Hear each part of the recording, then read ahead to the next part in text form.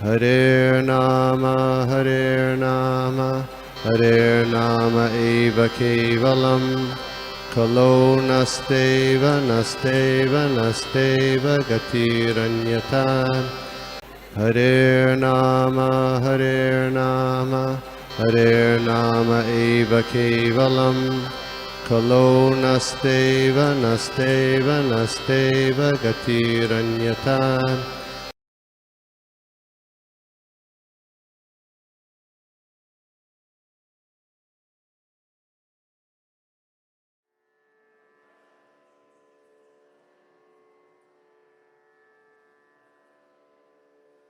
पता चला, जब पता चला आपका क्लास है तो हम लोग इतने खुश हो गए। हम लोग बोले चलो कि पता था आप बहुत बिजी हैं, तो हम लोग काफी टाइम से सोच रहे थे कि आपके द्वारा भी एक क्लास हो, लेकिन फिर आप बिजी थे तो आज टाइम मिला, तो हम लोग सौभाग्यशाली हैं। नहीं, मुझे मालूम था ब्रजप्रिया माता जी कर रही, पर आप लोग आने वाले ये मुझे मालूम नहीं था। माता जी ने सरप्राइज दे दिया। हाँ, मतलब सर्वदेव प्रभु हैं, सर्वदेव गिरधारी सत्यराज प्रभु जी हैं। गिरधारी जय जय मैं देख रहा हूँ, करेक्ट। उनका वीडियो ऑन नहीं है, नाम लिखा है। हाँ, उनका वीडियो ऑन नहीं है। सर्वदेव प्रभु जरा वीडियो ऑन करो। जय सर्वदेव प्रभु। हरे कृष्णा। दंडवत प्रणाम प्रभु जी। प्रभु दंडवत प्रणाम। हमारे सबसे पहले शिक्षा गुरु दामोदर देश में पुराने दिन याद आ रहे हैं।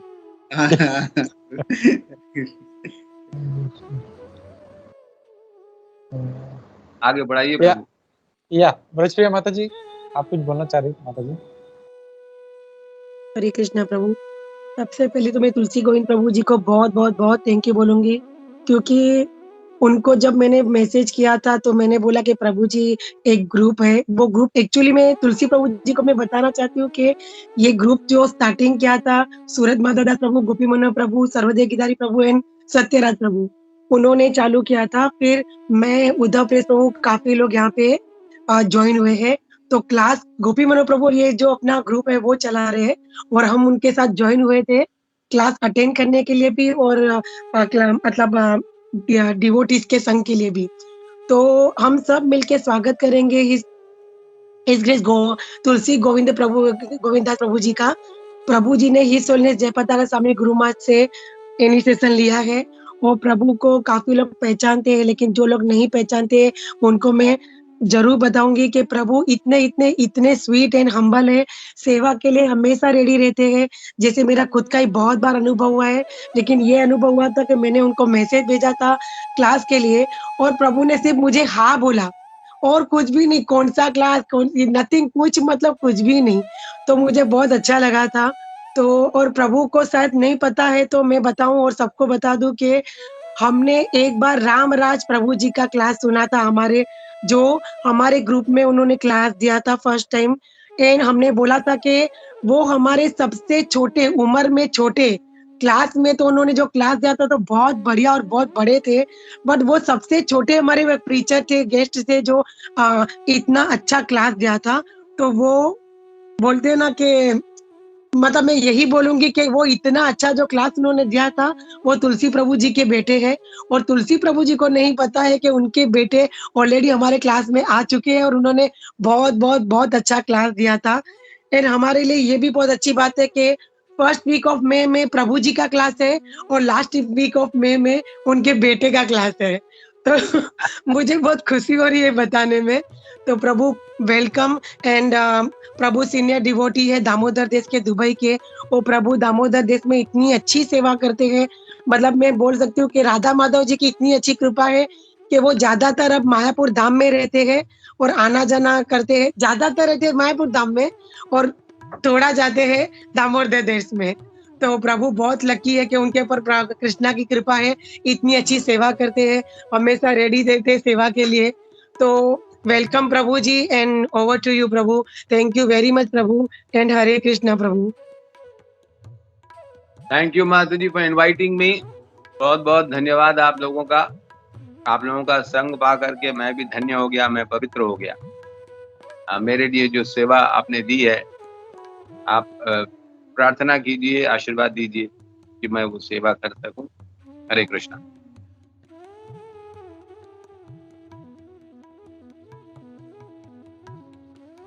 तो कीर्तन वगैरह हो चुका है प्रभु?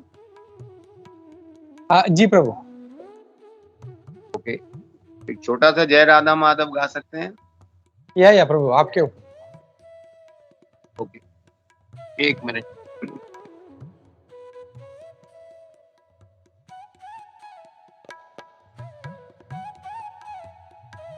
गोपी मोहन प्रभु, निरंजन प्रभु जो पुणे में रहते हैं, उनको भी मैंने ज्वाइन करने बोला था, उन्होंने ज्वाइन किया है। आफ्टर क्लास हम प्रभु जी का स्वागत करेंगे। हरे कृष्ण। जी जी। हरे कृष्ण।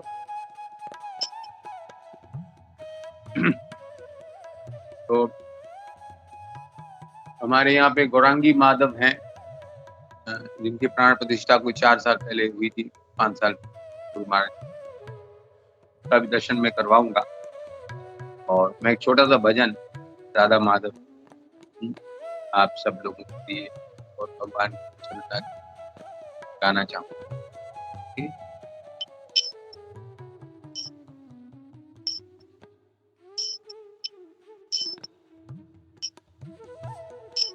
जय राधा माधव कुंज बिहारी, जय राधा माधव कुंज बिहारी, गोपी जन वल्लभ गिरिवरधारी, गोपी जन वल्लभ गिरिवरधारी, यशोदा नंदन व्रज जन रंजन, यशोदा नंदन व्रज जन रंजन, यमुना तीर वनचारी, यमुना तीर वनचारी,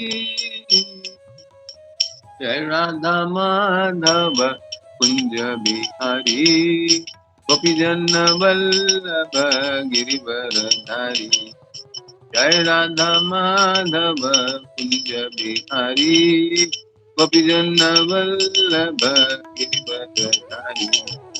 हरे कृष्णा कृष्णा कृष्णा हरे हरे, हरे राम राम राम हरे हरे, हरे कृष्णा कृष्णा कृष्णा हरे हरे, हरे राम राम राम। हरे कृष्णा कृष्णा कृष्णा हरे हरे, हरे राम राम राम हरे हरे, हरे कृष्णा कृष्णा कृष्णा हरे हरे, हरे राम राम राम हरे हरे, हरे कृष्णा कृष्णा कृष्णा हरे हरे, हरे राम राम राम हरे कृष्णा कृष्णा हरे हरे, हरे राम राम राम। जय राधा माधव राधा माधव, राधा माधव राधे, जय राधा माधव राधा माधव, राधा माधव राधे, जय प्रभुपदा जय प्रभुपदा, जय प्रभुपदा जय प्रभुपदा, जय गुरुदेवा जय गुरुदेवा, जय गुरुदेवा जय गुरुदेवा। श्री राधा माधव की जय, श्री गौरांगी माधव की जय, हरे कृष्ण महामंत्र की जय, श्रील प्रभुपाद की जय, श्रीमद् भगवत गीता यथारूप की जय। क्षमा करे, आज कुछ 4-5 दिनों से सर्दी जुकाम है, अब उतर ही गया है, लेकिन फिर भी गला जो है अभी भी थोड़ा भारी है, तो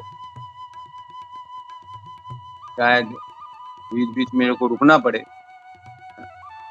और ये गो टू मीटिंग में है, मुझे मालूम नहीं, मैं जूम समझ के बैठ गया और मैं लैपटॉप में गो टू मीटिंग अभी डाउनलोड किया, मुझे लैपटॉप से मैं करूँ, मैं देखता हूँ अगर मैं लैपटॉप से स्ट्रीम कर सका। एक सेकंड,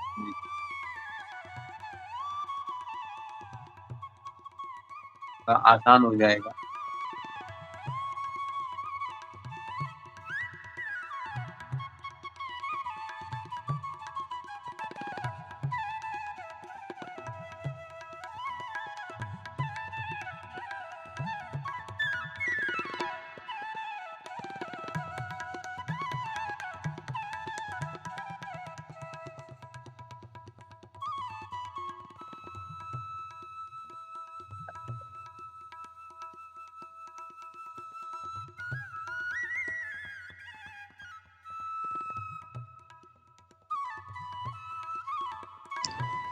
हरे कृष्णा प्रभु जी।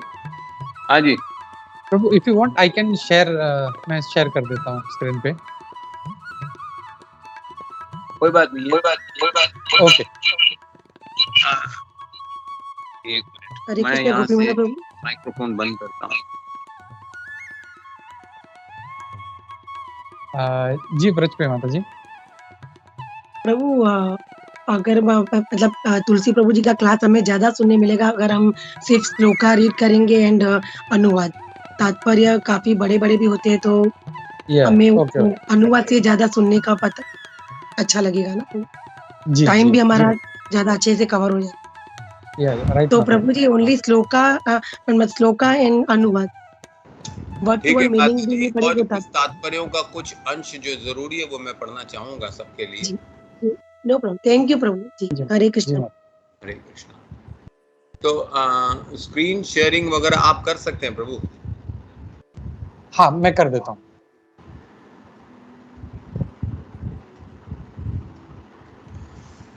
तो अभी 3 श्लोक हैं, बीच बीच में रुकना पड़ेगा, तो हम मंगलाचरण पहले प्रार्थना कर लेते हैं। ओम ज्ञानतिमिरान्धस्य ज्ञानाञ्जनशलाकया चक्षुरुन्मिलितं येन तस्मै श्रीगुरवे नमः। श्रीचैतन्यमनोभीष्टं स्थापितं येन भूतले स्वयं रूप कदा मह्यं ददाति स्वपदान्तिकं। वन्देऽहं श्रीगुरो श्रीयुतपदकमलं श्रीगुरुन् वैष्णवांश्च श्रीरूपं साग्रजातं सहगण रघुनाथान्वितं तं सजीवं साद्वैतं सावधूतं परिजनसहितं कृष्णचैतन्यदेवं श्रीराधाकृष्णपादान् सहगण ललिता श्रीविशाखान्वितांश्च। हे कृष्ण करुणा सिंधु दीनबंधु जगतपते गोपेश गोपिका कांता राधा कांता नमोस्तुते। तप्त कांचन गौरांगी राधे वृंदावनेश्वरी वृषभानुसुते देवी प्रणमामि हरिप्रिये। वाञ्छाकल्पतरुभ्यश्च कृपा सिन्धुभ्य एव च पतितानां पावनेभ्यो वैष्णवेभ्यो नमो नमः। जय श्री कृष्ण चैतन्य प्रभु नित्यानंद श्री अद्वैत गदाधर श्रीवासादि गौरभक्तवृंद। हरे कृष्णा कृष्णा कृष्णा हरे हरे, हरे राम राम राम हरे हरे। ओम नमो भगवते वासुदेवाय, ओम नमो भगवते वासुदेवाय, ओम नमो भगवते वासुदेवाय। आज तीसरे अध्याय के 3 श्लोक मुझे माता जी ने दिए हैं। तीसरा अध्याय कर्मयोग, श्लोक संख्या 3, 4 और 5। श्लोक संख्या 1 और 2 आपने जरूर उसका पाठ किया होगा, और उसमें 2 प्रश्न थे, अर्जुन के तरफ से प्रश्न था। आज भगवान क्या उत्तर देते हैं हम देखेंगे आज के इन श्लोकों में। ओके, तो मैं अकेले बोलूंगा, अगर कोई रिपीट करना चाहे एक आदमी माइक्रोफोन खोल के तो कर सकता है, नहीं तो मैं अकेले पढ़ूंगा। श्री भगवान उवाच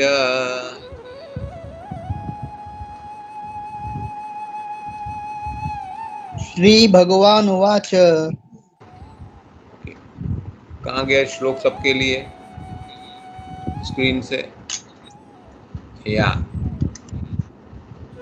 लोकेऽस्मिन् विविधा निष्ठा लोकेऽस्मिन् विविधा निष्ठा निष्ठा प्रोक्ता मया नघ। पुरा पुरा प्रोक्ता मया नघ। ज्ञानयोगेन साङ्ख्यानां ज्ञानयोगे ज्ञानयोगेन साङ्ख्यानां कर्मयोगेन योगिनाम्। कर्मयोगे कर्मयोगेन योगिनाम्।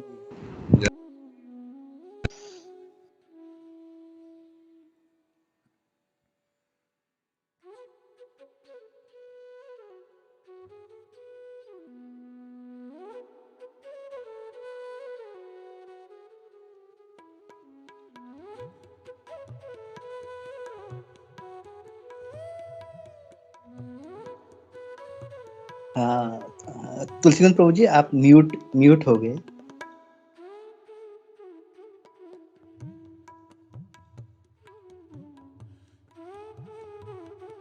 कैसे मैं म्यूट पे कैसे चला गया? ओके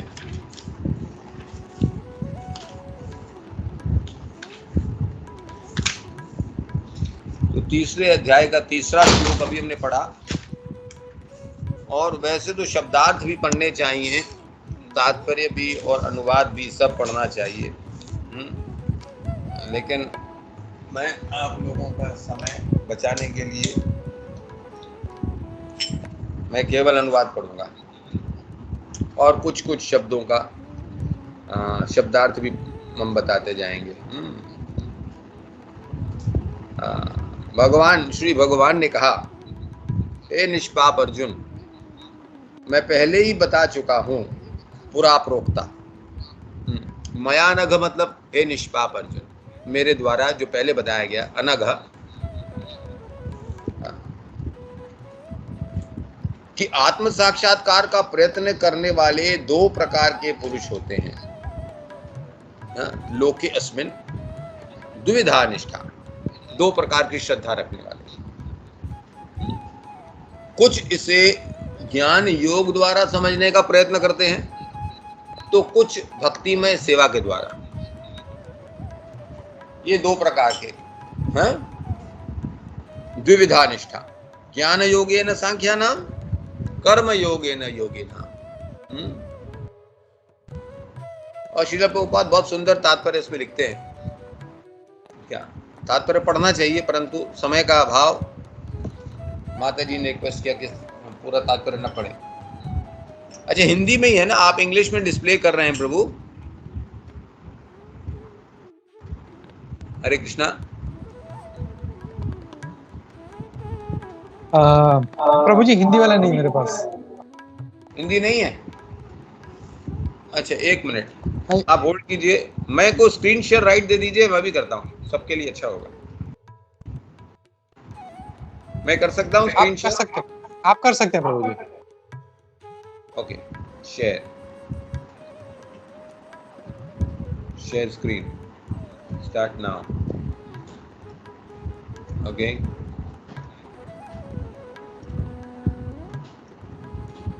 सॉरी,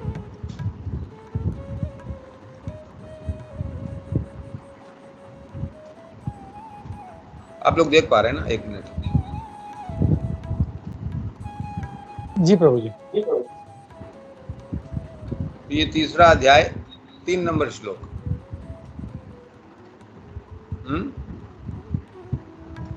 श्री भगवान उवाच, लोकेस्मिन् द्विविधा निष्ठा पुरा प्रोक्ता मया नघ, ज्ञान योगेन सांख्यानाम, कर्म योगेन योगिनाम।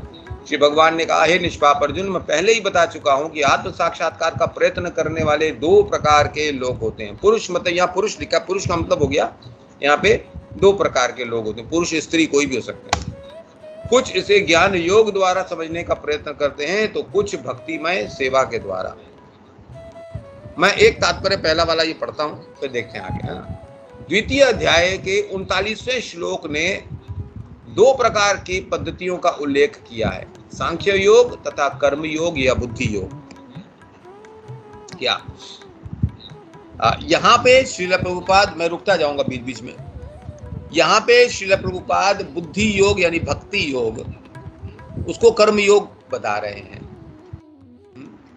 तो यहाँ पे सांख्य योग, ज्ञान योग की जगह सांख्य योग का शब्द का प्रयोग हुआ है। तो सांख्य योग विश्लेषणात्मक अध्ययन को हम सांख्य योग बोलते हैं, और भक्तिमय सेवा कर्म योग या बुद्धि योग या भक्ति योग। तो ये दो, इस श्लोक में इनकी और अधिक स्पष्ट विवेचना की गई। जो 39वें नंबर श्लोक दूसरे अध्याय के जो इसका उल्लेख हुआ है, इस श्लोक में और ज्यादा विस्तार में वर्णन किया गया है। सांख्य योग अथवा आत्म तथा पदार्थ की प्रकृति का या वैश्लेषिक अध्ययन उन लोगों के लिए है जो व्यवहारिक ज्ञान तथा दर्शन द्वारा वस्तुओं का चिंतन एवं मनन करना चाहते हैं। दूसरे प्रकार के लोग कृष्ण भावनामृत में कार्य करते हैं, जैसा कि द्वितीय अध्याय के क्या 61वें श्लोक में बताया गया है।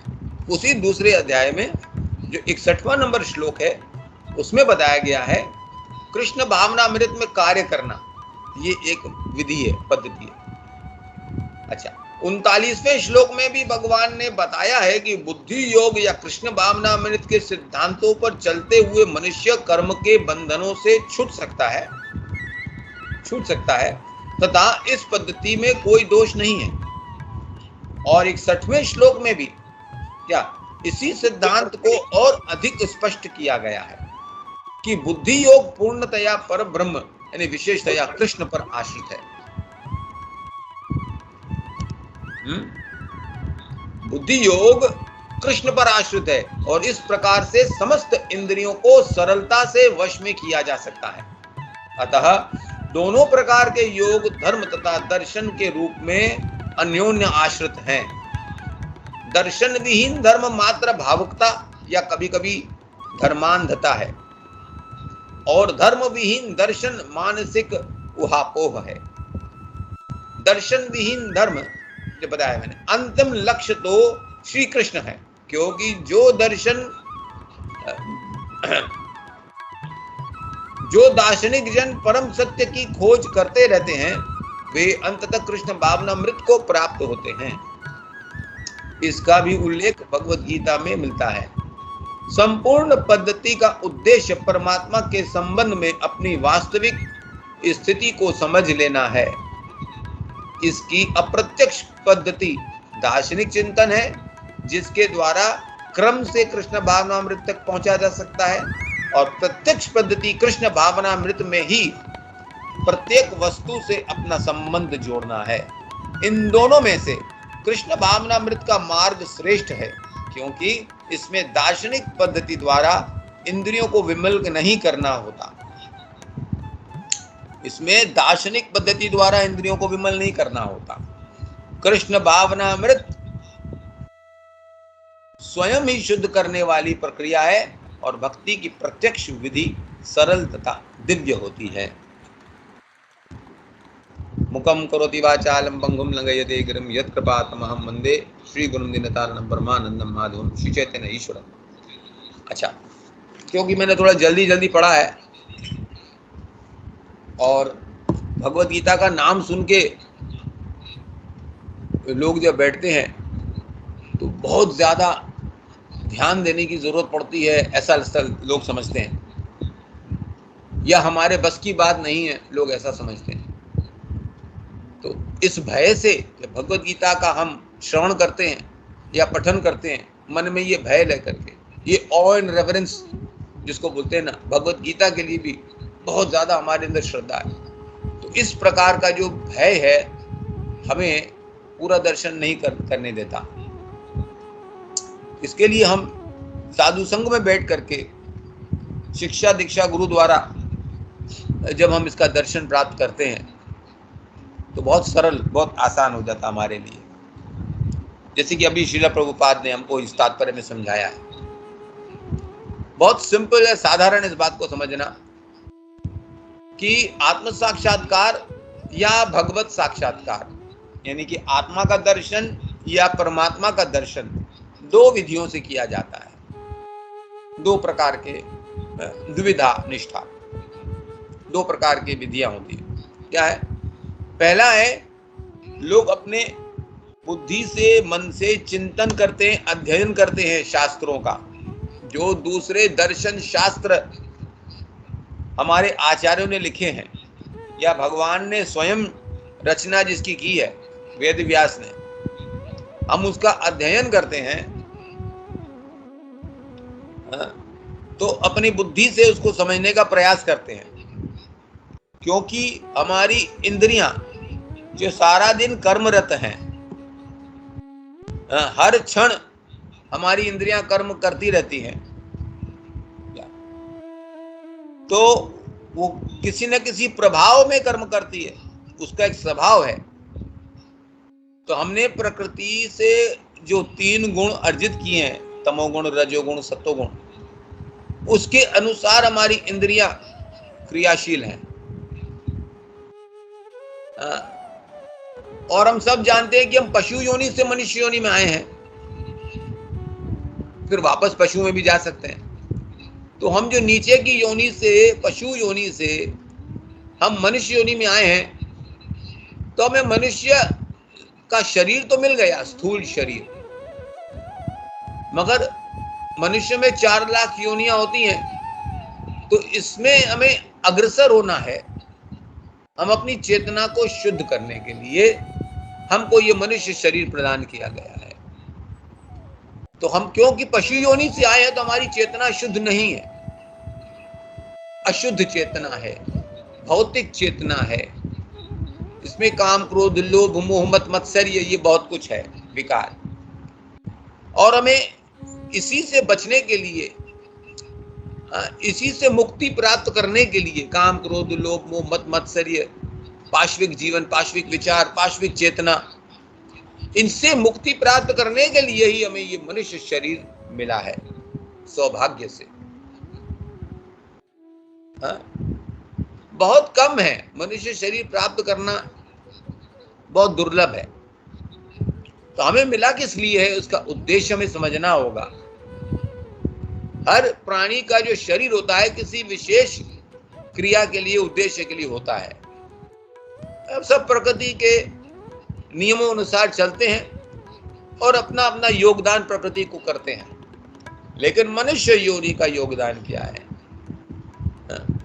मनुष्य योनि हमें क्यों मिली है कि हम इस पशु योनि से उठ करके, पशु योनि मतलब पशु चेतना से निकल करके हम दैवी चेतना को प्राप्त करें। ये हमें जब पशु का शरीर मिला तो संभव नहीं था हमारे लिए, लेकिन अब हमें इसको संभव बनाने के लिए मनुष्य शरीर दिया गया है। और इसमें हमको लाखों साल लग गए, 84 लाख योनियां पार करते करते लाखों साल लग गए। हमने तरह तरह के इंद्र तृप्ति का हमने देखा है, अनुभव किया है। अपने इंद्रियों को तृप्त अपनी इच्छा अनुसार हमने किया अलग अलग योनियों में। लेकिन अब मनुष्य योनि वो इंद्र तृप्ति के लिए नहीं है जो हमने पशु जीवन में किया था। अब है हमकी चेतना को शुद्ध करें, हम अपने स्वरूप को प्राप्त करें, आत्मा का दर्शन करें और परमात्मा का दर्शन करें। तो इसकी 2 विधियां बताई गई हैं। जब हमें मनुष्य योनि मिलती है तो उसमें अंतर क्या है? बुद्धि। क्या? तो बुद्धि जो हमको मिली है वो पशुओं के पास नहीं है उतनी विकसित बुद्धि। उनके पास बुद्धि है अल्प बुद्धि, लेकिन मनुष्य योनि की बुद्धि बहुत ज्यादा विकसित है। और फिर जब मनुष्यों के पास ऐसी बुद्धि, एक यंत्र मिला है जिसको हम कहते हैं ना, एक मशीन होता है, एक कंप्यूटर होता है ना, तो कंप्यूटर के पास विशेष क्षमताएं होती हैं जो दूसरी मशीनों में नहीं होती है। उसी प्रकार से ये जो मनुष्य शरीर वाली मशीन हमें मिली है, तो ये एक मान लो कंप्यूटर जैसा है। अगर आप कंप्यूटर खरीदते हैं तो उस कंप्यूटर का कोई महत्व नहीं है जब तक उसमें हम सॉफ्टवेयर डेवलपमेंट न करें, उसका सॉफ्टवेयर को खरीद करके उसमें डाउनलोड न करें हम। तो ये सॉफ्टवेयर क्या है? ये हमारा जो सूक्ष्म शरीर है, मन बुद्धि अहंकार वाला, जो कि अभी भी पशु की चेतना वाला स्वभाव है हमारा।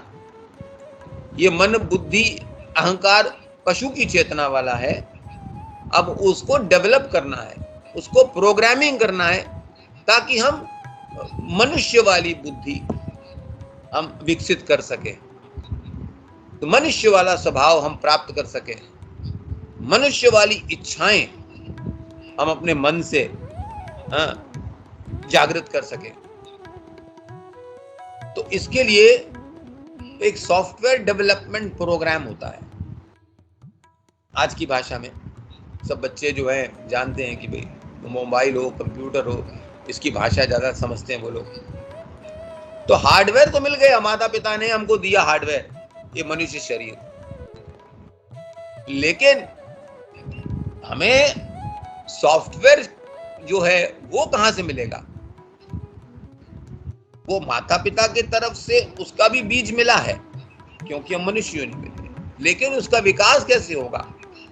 जैसे 9 महीने शरीर का विकास हुआ गर्भ के अंदर, थोड़ी बुद्धि का विकास हुआ गर्भ के अंदर, लेकिन जन्म लेने के बाद जब हम गर्भ से बाहर निकलते हैं तो फिर शरीर का विकास और 15-20 साल तक चलता रहता है। वो 3-4 किलो का छोटा सा शिशु धीरे धीरे 60-70 किलो का बन जाता है, तो उसमें उसको 15 साल 16 साल लगते हैं, और वही 15, 16, 18 साल हमको लगते हैं हमारे सॉफ्टवेयर डेवलपमेंट के लिए। हार्डवेयर डेवलपमेंट हो गया, लेकिन सॉफ्टवेयर को डेवलप करने के लिए हम अपने माता पिता के कुल से निकल करके बाहर हम गुरु के कुल में जाते हैं, गुरुकुल में। और वो गुरुकुल शब्द से स्कूल शब्द आया है, या अंग्रेजी में स्कूल जिसको बोलते हैं वो गुरुकुल का शब्द है। तो जब हम गुरुकुल में प्रवेश करते हैं, माने गुरु के मतलब जैसे कि हम माता पिता के एक परंपरा से हम आ रहे हैं, मेरे पिता, मेरे दादा, मेरे परदादा, उसके भी पिता दादा सब होते हैं, तो एक परंपरा से हमें ये शरीर प्राप्त हुआ है, तो उसी प्रकार से एक गुरु शिष्य परंपरा होती है। तो उस गुरु शिष्य परंपरा में हम जाके प्रवेश करते हैं, जिसको हम दीक्षा कहते हैं। तो बच्चे को 5 साल की उम्र में ही, जैसे प्रहलाद महाराज कहते हैं, कौमारम आचरित प्राज्ञ, जैसे बच्चों को हम स्कूल में डालते हैं ना, वैसे गुरुकुल में डाला जाता था। वहां पे जाकर के हमारा ह्यूमन सॉफ्टवेयर डेवलपमेंट प्रोग्रामिंग सब होता था, जिसको बोलते हैं एजुकेशन। तो वो एजुकेशन के माध्यम से हम मनुष्य जैसा स्वभाव डेवलप करते हैं, विकसित करते हैं, क्योंकि जन्म से हम पशु जैसा स्वभाव लेकर के आते हैं, और यहाँ पे भी हमें संग जैसा मिलेगा वैसे ही हमारा विकास होगा। तो हम गुरुकुल में जाकर के वैसा संग प्राप्त करते हैं, एक विद्यार्थी बनते हैं। कुछ लोग अर्थार्थी होते हैं, अर्थ के पीछे भागते हैं, क्या हम विद्या के पीछे जब जाते हैं तो विद्यार्थी बनते हैं। तो विद्या के लिए क्या मतलब विधि जानने के लिए हमें गुरुकुल में जाना पड़ता है। तो उस गुरुकुल में गुरु द्वारा हमें दीक्षा और शिक्षा दोनों मिलती है। उसमें टाइम लगता है 10 साल, 12 साल, 15 साल, 20 साल। बच्चा जो है अपनी बुद्धि का विकास करता है, वहां पे आत्म साक्षात्कार का ज्ञान प्राप्त करता है, और साथ में इस शरीर का यापन करने के लिए वर्ण और आश्रम की भी शिक्षा दी जाती है। आप कौन से वर्ण के हो, कौन से आश्रम में हो, उस वर्ण के अनुसार, उस आश्रम के अनुसार, आपके स्वभाव के अनुसार कौन सी क्रिया करके आप अपना जीवन यापन कर सकते हो, वो भी शिक्षा मिलती है। लेकिन साथ साथ ये हो गया वर्णाश्रम धर्म की शिक्षा, और इसके साथ साथ हमें एक और शिक्षा मिलती है। वर्णाश्रम धर्म के साथ साथ सनातन धर्म की शिक्षा। ये शरीर, सूक्ष्म शरीर या स्थूल शरीर, इससे संबंधित वर्ण और आश्रम की शिक्षा हमें मिलती है। लेकिन जो आत्मा है, उससे संबंधित जो धर्म है, वो वर्णाश्रम धर्म नहीं है, वो सनातन धर्म है, क्योंकि आत्मा सनातन है। ये शरीर सनातन नहीं है। शरीर क्षणिक है, आज है कल नहीं रहेगा, लेकिन आत्मा सनातन है, शाश्वत है। तो ये शाश्वत सनातन आत्मा का जो धर्म है, परमात्मा के साथ जुड़े रहना, ये सनातन धर्म कहलाता है। तो गुरुकुल में हमें वर्णाश्रम धर्म के साथ साथ सनातन धर्म की भी शिक्षा दीक्षा दी जाती है, और इन दोनों को मिला करके बोलेंगे दैवी वर्णाश्रम। सनातन धर्म दैवी धर्म है और वर्णाश्रम दोनों को मिला तो दैवी वर्णाश्रम धर्म। फिर हमें पूरी शिक्षा मिलने के बाद हम बाहर निकलते हैं। ये मैंने एक छोटा सा बताया। तो आज अर्जुन का प्रश्न क्या है, क्या कि आप बुद्धि योग को सकाम कर्म से ज्यादा श्रेष्ठ समझते हैं क्या, तो मुझे इस युद्ध में क्यों लगा रहे हो। भगवान कहते हैं आत्म साक्षात्कार की ही ये विधि है। दो विधियां हैं, एक विधि है आप ज्ञान प्राप्त करो और दूसरी विधि है सेवा में लग जाओ। जो कर्म कर रहे हो वो कर्म करते रहो भगवान के लिए। अब जैसे कि आप अगर किसी इंजीनियर के पास जाएंगे, डॉक्टर के पास जाएंगे, लॉयर के पास जाएंगे, दो प्रकार के लोग मिलते हैं ना। एक वो होता है जो कॉलेज में जा करके इंजीनियरिंग सीखता है या मेडिकल साइंस सीखता है या लॉ सीखता है, अकाउंट्स, कुछ भी एक सब्जेक्ट सीखता है। वो 10 साल 8 साल जो भी पढ़ाई करता है, 15 साल 20 साल, वो पढ़ाई करके प्रोफेसर बन जाता है उसी कॉलेज का। पढ़ाएगा। लेकिन वो लॉ कॉलेज का प्रोफेसर है, कभी कोर्ट में जाके केस नहीं लड़ पाएगा, वो जीत नहीं पाएगा। क्योंकि जो शिक्षा उसने प्राप्त की उसका अभ्यास नहीं किया, उसने कोर्ट में जाके उसको प्रैक्टिस नहीं किया। उसी प्रकार से डॉक्टर है, मेडिकल साइंस, क्या तो वो पढ़ते वो मेडिकल कॉलेज का प्रोफेसर बन जाएगा। लेकिन जब वो प्रोफेसर बन गया, उसको थियोरेटिकल नॉलेज है, अगर उसको हम बोलो कोई ऑपरेशन करना हो तो उसके हाथ कांपेंगे, अब वो नहीं कर पाएगा ठीक से, क्योंकि उसने थियोरेटिकल नॉलेज को प्राप्त किया और वही थियोरेटिकल नॉलेज दूसरों को पढ़ा रहा है और उसके स्टूडेंट बड़े बड़े डॉक्टर बन जाएंगे। ऐसा हमने देखा है, इंजीनियर भी ऐसे ही होते हैं। तो कहने का तात्पर्य यह है कि पहले हम शिक्षा प्राप्त करते हैं, लेकिन जब तक उसका अभ्यास नहीं करेंगे, ज्ञान का जब हम अभ्यास नहीं करेंगे तो विज्ञान में बदल नहीं पाएंगे उसको। तो पहले ज्ञान फिर विज्ञान होता है ना, साइंस तो बाद में बनता है जब उसका हम अभ्यास करेंगे। तो दो प्रकार। अब यहाँ पे कृष्ण भावनामृत जो सब्जेक्ट है, ये मेडिकल साइंस नहीं है, ये स्पिरिचुअल साइंस है। ये कोई इंजीनियरिंग साइंस नहीं है, ये है स्पिरिचुअल साइंस, स्पिरिट सोल का साइंस है। तो अब उधर डॉक्टर को देखेंगे, कुछ ऐसे भी डॉक्टर इंजीनियर होते हैं जो बिना पढ़ाई किए काम में लग जाते हैं, वहीं पे सीख लेते हैं।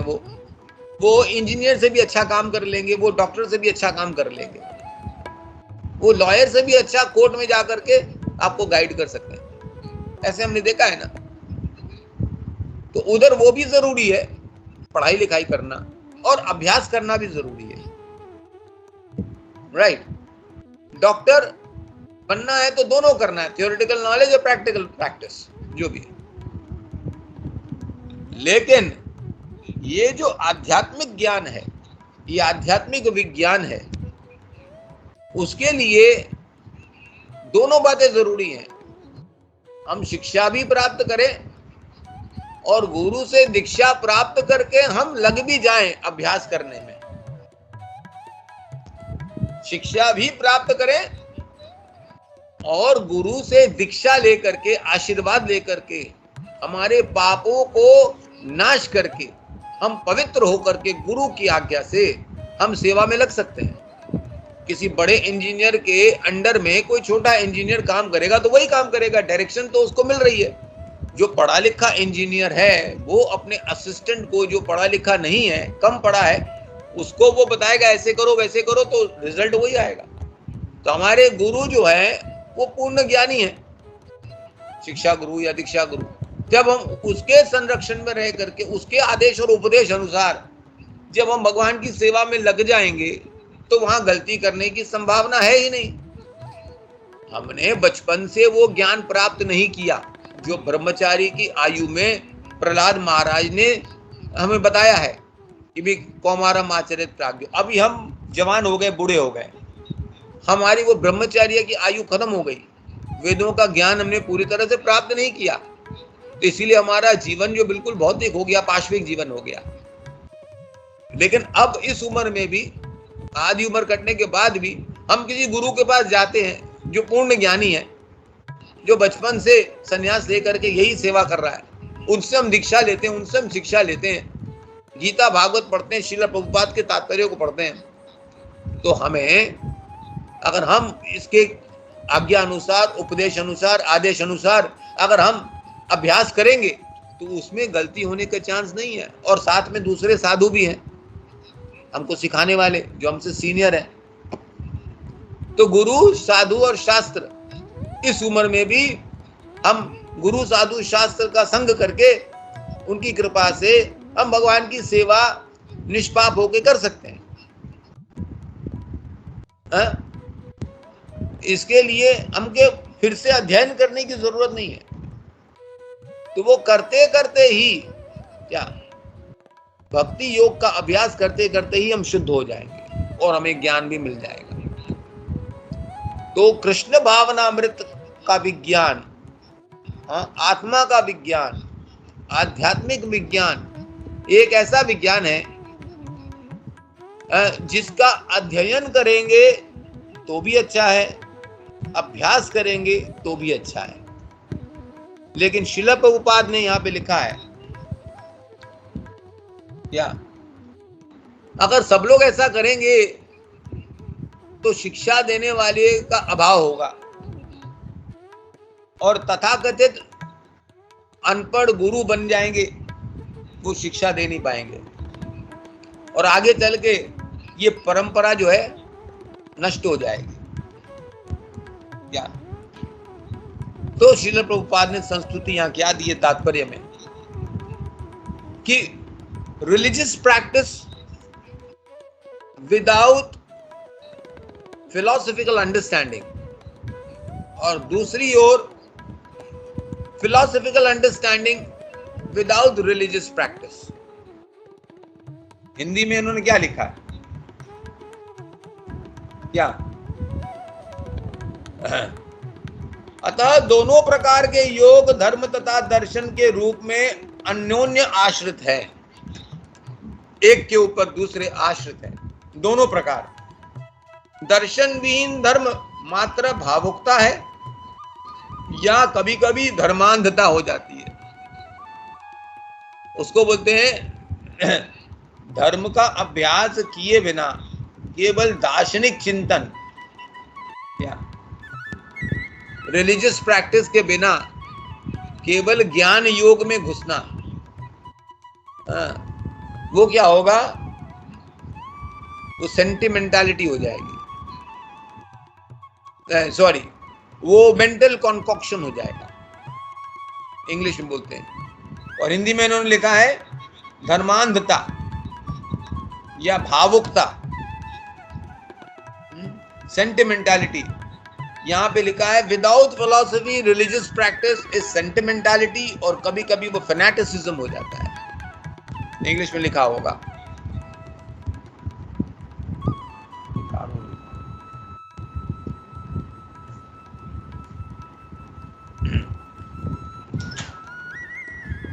और दर्शन के बिना धर्म मात्र भावुकता है, कभी कभी धर्मांधता है, और दर्शन विहीन क्या क्या लिखा है, दर्शन विहीन, सॉरी धर्म विहीन दर्शन मानसिक उहापोह है। मतलब फिलोसॉफिकल अंडरस्टैंडिंग, बुद्धि से समझे बिना केवल धर्म का अभ्यास करने का मतलब हुआ भावुकता, सेंटिमेंटालिटी, और कभी कभी ये धर्मांधता, फैनेटिसिज्म हो जाता है। और उधर हम दर्शन प्राप्त करें बुद्धि द्वारा, पठन करके, अध्ययन करके, लेकिन उसका अभ्यास न करें, तो वो मेंटल कॉन्ट्रैक्शन, शुष्क चिंतन हो जाता है, ये भी ठीक नहीं है। तो यहाँ पे संस्तुति की गई है कि दोनों सही है, दोनों का मिश्रण ही सही है। ये श्रील प्रभुपाद हमको समझाते हैं। तो इसीलिए श्रील प्रभुपाद ने हमारे लिए इतने ज्यादा ग्रंथ इतनी ज्यादा भाषाओं में लिख डाले, हिंदी, इंग्लिश, बंगाली, कोई भी आप रीजनल भाषा ले लें, अंतरराष्ट्रीय भाषा ले लें, उन सब भाषाओं में श्रीमद् भगवद गीता, श्रीमद् भागवतम, श्री चैतन्य चरितामृतम और दूसरे छोटे छोटे शास्त्र, भक्ति रसामृत सिंधु, उपदेशामृत, अलग अलग प्रकार के जो हमारे आचार्यगण संस्कृत में लिख करके गए हैं, उसका उन्होंने हिंदी में, अंग्रेजी में, अलग अलग भाषाओं में अनुवाद किया और करवाया, ताकि हम धर्मांधता की ओर न जाएं, अंधे धर्म को फॉलो न करें, हम ब्लाइंड फेथ, हम दर्शन करके, समझ करके या पूरी तरह से उसके बाद उसका अभ्यास करें। और फिर उन्होंने मंदिर भी खोले। 12 साल के अंदर उन्होंने 108 मंदिरों की स्थापना की, यानी कि हर 40 दिन में एक मंदिर, वो भी विदेशों में। ये इतिहास में कभी नहीं हुआ। इतिहास में कभी भी ऐसा नहीं हुआ है कि अंतरराष्ट्रीय स्तर पे हर 40 दिन में राधा कृष्ण का एक मंदिर, जगन्नाथ का एक मंदिर खुले और जगन्नाथ की रथ यात्राएं इतने ज्यादा देशों में, शहरों में, बड़े बड़े शहरों में रथ निकाली जाए। इतने ज्यादा पुस्तक उन्होंने लिख डाले। इसीलिए कहा गया श्रील प्रभुपाद जो हमारे आचार्य हैं, ये सदियों में एक बार आते हैं, सदियों में। जैसे नारद मुनि थे, व्यासदेव थे, सुखदेव गोस्वामी थे, रामानुजाचार्य, मध्वाचार्य, चैतन्य महाप्रभु, या भक्ति सिद्धांत सरस्वती ठाकुर, जितने भी हमारे आचार्य, श्रील प्रभुपाद उन्हीं की लाइन में आए हैं। और उनको विशेष भगवान ने शक्ति प्रदान की थी। जैसे व्यासदेव को शक्ति प्रदान की थी वेदों की रचना करने के लिए, उसी प्रकार से श्रील प्रभुपाद को शक्ति प्रदान की, तो हम उसको भी शक्ति आवेश अवतार मानते हैं श्रील प्रभुपाद, जिन्होंने इतने ज्यादा ग्रंथ लिखे, इतने ज्यादा मंदिरों की स्थापना की। तो मंदिरों की स्थापना क्यों की? ग्रंथों के साथ साथ दोनों काम ताकि हम कर सके, या ज्ञान योग का भी और कर्म योगेन योगिना। ज्ञान योगेन सांख्यानाम, कर्म योगेन योगिना। हम इधर अध्ययन करें, भक्तों के संग में बैठ करके सीखें, जानें क्या सही है, क्या गलत है, कैसे होना चाहिए, और उधर भक्तों के साथ मिलकर के मंदिर में उसकी सेवा करें। और फिर केवल 108 मंदिरों की स्थापना नहीं हुई 12 सालों में, 11 सालों में। उनके तिरोभाव के बाद, जाने के बाद, जब वो आध्यात्मिक जगत में लौट के चले गए प्रभुपाद, तो उनके शिष्यों ने पिछले 50 सालों में 1000 से भी ज्यादा मंदिर खोल डाले। और केवल मंदिर नहीं, जहां पे ब्रह्मचारी और सन्यासी लोग रहते हैं, गृहस्थ लोग नहीं रहते हैं, उसके साथ साथ मंदिर के आजू बाजू रहने वाले हर शहर में ऐसे हजारों घर हैं, सैकड़ों घर हैं, जहां घर घर में मंदिर की स्थापना हो गई है। मेरे घर में भी श्री श्री गौरांगी माधव, जगन्नाथ बलदेव सुभद्रा माई, चैतन्य महाप्रभु, गौर निताई बैठे हुए हैं। तो ऐसे प्रकार से दामोदर देश में भी, दुबई में भी, जो एक मुस्लिम देश है, यहां पे भी सैकड़ों ऐसे घर हैं जहां पे एक शिक्षा केंद्र खुला है। कई शिक्षा केंद्र खुल चुके हैं। हम बड़ी कोई यूनिवर्सिटी नहीं बनाते जहां 1000 विद्यार्थी हों। छोटे छोटे शिक्षालय, पाठशालाएं हमने घर घर में खोल रखी है, ताकि यहाँ पे 10-15 लोग आकर के कम से कम एक ट्यूशन प्राप्त कर सकें गीता भागवत की भी, और उसी में उसकी शिक्षा पूर्ण होगी, पूरी डिग्री मिल जाती है, उनको दीक्षा मिल जाती है। तो ये श्रील प्रभुपाद की विशेष कृपा है। ये महाप्रभु की योजना के अनुसार सब कुछ हो रहा है, चैतन्य महाप्रभु की योजना के अनुसार। और आप सब लोग भाग्यशाली हैं, इस महाप्रभु की इस मिशन से आप जुड़े हुए हैं। लेकिन ऐसे सौभाग्य को अपना दुर्भाग्य न बनाएं। इस मनुष्य जीवन में पशु जैसी हरकतें न करें। हम पशु जैसी इच्छाओं को रख करके उसके पीछे अपना जीवन न तबाह करें। हम अपनी दैवी चेतना को जागृत करें और आने वाली पीढ़ियों के लिए भी हम वो परंपरा छोड़ के जाएं, वो संपदा, आध्यात्मिक संपत्ति छोड़ के जाएं। भौतिक संपत्ति अपने नसीब से सब लेके आते हैं, अपने भाग्य से, लेकिन आध्यात्मिक संपत्ति हम अपने आने वाली पीढ़ियों के लिए छोड़ के जाएं, जो स्थायी है, जो उसे आगे बढ़ाएंगे, वापस पशु योनि में नहीं ले जाने वाले। और केवल हमने भौतिक संपत्ति छोड़ी उनके लिए क्या, तो वो वापस पशु योनि में जाने वाले हैं। मैं भी जाऊंगा और उनको भी भेजूंगा, अपने बच्चों को। तो अपने जीवन का जो अंश बचा हुआ है, चाहे 1/4 हो, चाहे आधा जीवन हो, चाहे 10% बचा हुआ हो, हमें आध्यात्मिक जीवन जीना है। अभी भौतिक जीवन फुल स्टॉप, कोई दिक्कत नहीं है। हमारे पास पूरी व्यवस्था श्रील प्रभुपाद ने कर रखी है। हम बिना खर्च के, बिना तपस्याओं के, हम वो क्या बोलते हैं, परम सिद्धि प्राप्त कर सकते हैं। जो बड़ी बड़ी तपस्याओं से सिद्धि प्राप्त होती थी, क्या बड़े बड़े यज्ञों से प्राप्त होती थी, वो हम केवल हरिनाम कीर्तन करके, हरिनाम जप करके, साधु संग करके, गीता और भागवत का पठन करके, पाठन करके, दूसरे लोगों को जोड़ करके हम वो सिद्धि प्राप्त कर सकते। आगे के श्लोकों में समय बचा नहीं है माता जी, 11 बज गए, 2 और श्लोक बाकी हैं।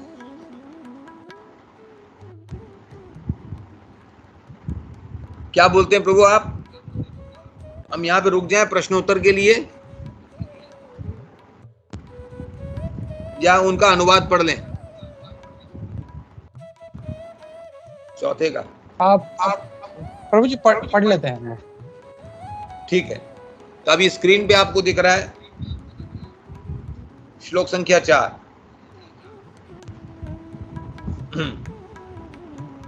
न कर्मणा मन आरंभान नैष्कर्म्यम पुरुषो अश्नुते न च संन्यासनदेव सिद्धिम समाधि गच्छति। न तो कर्म से विमुख होकर कोई कर्म फल से छुटकारा पा सकता है, और न केवल संन्यास से सिद्धि प्राप्त की जा सकती है। ये वही बात लिखी है यहाँ पे। क्या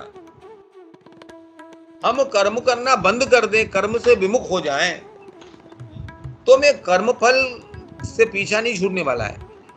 जो हमने पिछले कर्म किए वो उनका फल भोगना ही पड़ेगा। तो हम अपने कर्मों को बंद करके कर्म फल से छुटकारा नहीं पा सकते, और ना ही हम आध्यात्मिक सिद्धि प्राप्त कर सकते हैं। क्या हम भौतिक जो फल मिलने वाले हैं उससे भी छुटकारा नहीं मिलेगा, और ना ही आध्यात्मिक प्रगति कर पाएंगे आप।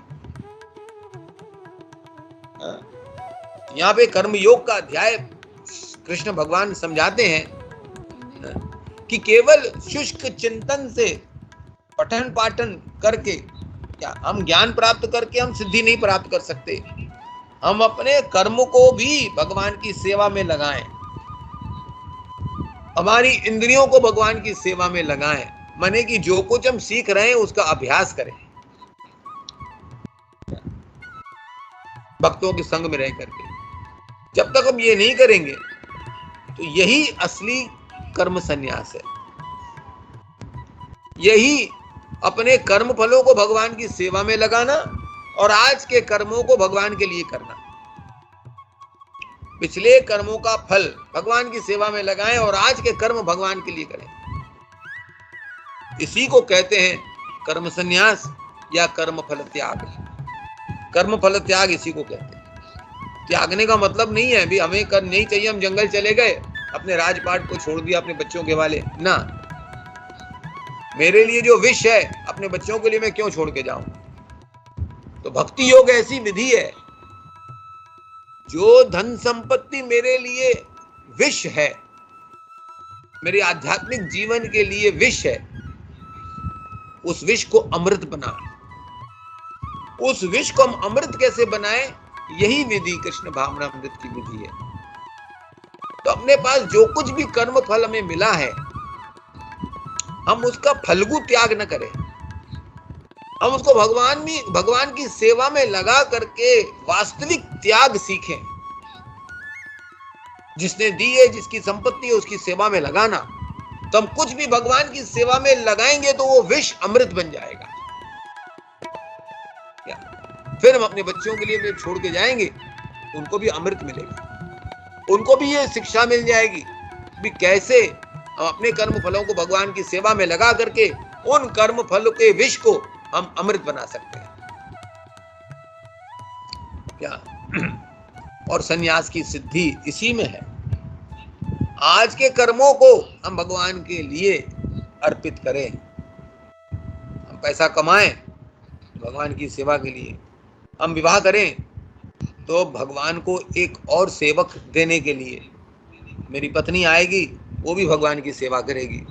हम बच्चे पैदा करें तो कृष्ण भावनामृत बच्चे पैदा करें क्या, जिनको उनको भी कृष्ण की सेवा में लगाएं। तो अपने इस वासुदेव कुटुंब को बढ़ाएं, अपनी इस फौज को बढ़ाएं जो श्रील प्रभुपाद ने तैयार की है, ताकि हम माया के खिलाफ जो उन्होंने युद्ध छेड़ा है, हम उस युद्ध में भाग ले सकें। ज्यादा से ज्यादा तादाद में हम भगवान की सेवा में लग जाएं। इसी को कृष्ण भावनामृत कहते हैं। अपने कर्म फल और अपने कर्म, विगत कर्मों का फल अगर भगवान को दे दिया तो वो विगत कर्म जो हमने अपने लिए किया था, वो विगत कर्म भी भगवान को हो गए, भगवान को अर्पित हो गए। और आज का कर्म शिक्षा मिलने के बाद हम आज का कर्म तो भगवान के लिए ही कर सकते हैं। जैसे मैंने बताया, खाना खाना हो भगवान को भोग लगा के खाएंगे, कपड़े पहनने हो तो भगवान को पहले वस्त्र पहनाएंगे, भक्तों को पहले पहनाएंगे, ब्राह्मणों को वैष्णवों को पहले दान में देंगे, जो ब्रह्मचारी हैं जो सन्यासी हैं उनकी सेवा करेंगे। मकान बनाएंगे तो मकान में पहले भगवान का स्थान रखेंगे। तो ये रोटी कपड़ा मकान, ये तीन चीज जो मूलभूत आवश्यकताएं हैं हमारी। तो रोटी भगवान को अर्पित करें, वस्त्र भगवान को पहनाएं, भक्तों को पहनाएं, रोटी भी भगवान को अर्पित करके फिर भक्तों को खिलाएं, ब्राह्मणों को वैष्णवों को खिलाएं, उसके बाद हम ग्रहण करें। रोटी कपड़ा और मकान भी हम अपने घर में सबसे पहले मंदिर बनाएं और एक गेस्ट रूम बनाएं। हम बनाते हैं ना गेस्ट रूम, जहां हमारे पास आके ब्राह्मण वैष्णव लोग रहेंगे, हमको आशीर्वाद देने के लिए आएंगे, हमको संग देने के लिए आएंगे, शिक्षा देने के लिए आएंगे। उनके लिए भी एक स्थान बनाएं। जैसे हम वास्तु के हिसाब से ब्रह्म स्थान, अग्नि स्थान, वायु स्थान, ईशान कोण, ये सब बनाते हैं ना, निवृत्ति कोण, हम उसी प्रकार से अपने घर को डिजाइन करें। केवल वास्तु के शब्दों के लिए नहीं, उसको फॉलो भी करें। हम ईशान कोण बनाएं जहां ईश्वर को बैठाएं, हम अग्नि कोण बनाएं जहां अग्निदेव का आह्वान करें, जहां पे अग्निदेव आकर के भगवान के लिए रसोई बनाएंगे हमारे लिए, ताकि हम भगवान की सेवा कर सकें। हम वायु कोण बनाएं जहां पे हमारे गेस्ट लोग आकर के रहेंगे, वैष्णव ब्राह्मण लोग।